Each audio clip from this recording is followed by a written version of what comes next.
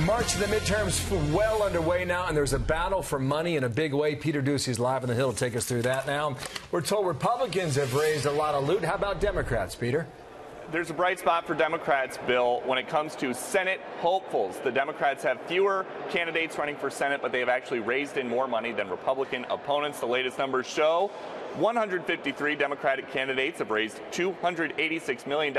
Republicans have 86 more candidates and have raised about $111 million less. And the Democratic Congressional Campaign Committee is out raising its Republican counterpart to $150 million for the DCCC, compared to $121 million for the National Republican Congressional Committee. But Democrats don't see much of an advantage. Congressman Ben Ray Lujan, who leads the DCCC, says this: "It's clear that Democrats will be outspent in the midterms by Republican dark secret outside groups.